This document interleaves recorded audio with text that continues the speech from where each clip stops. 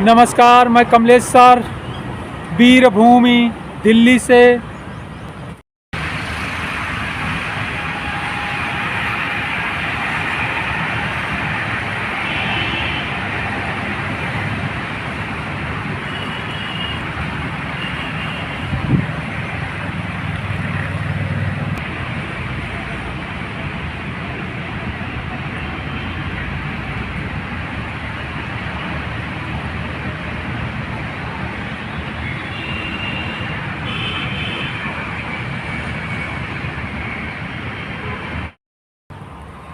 यह वीरभूमि स्थल पूर्व प्रधानमंत्री श्री राजीव गांधी जी का अंतिम संस्कार इसी वीरभूमि में किया गया था, यानी अंत्येष्टि उनकी इसी मैदान में की गई थी या किया गया था। इसीलिए इसे वीरभूमि का नाम दिया गया या वीरभूमि स्थल रखा गया।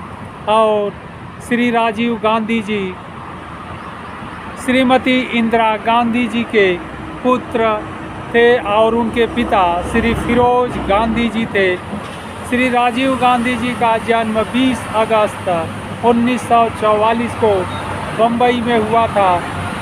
आगे चलकर वह शिक्षा दीक्षा ग्रहण करने के पश्चात वह पायलट बने और फिर आगे चलकर 1984 में अक्टूबर 1984 में जब श्रीमती इंदिरा गांधी जी की हत्या दिल्ली में उनके अंगरक्षकों के द्वारा कर दी गई तो राजीव गांधी जी भारत के प्रधानमंत्री बने और पुनः चुनाव हुआ। उस चुनाव में भी भारी बहुमत से भारतीय राष्ट्रीय कांग्रेस की पार्टी की विजय हुई और राजीव गांधी जी पुनः प्रधानमंत्री बने।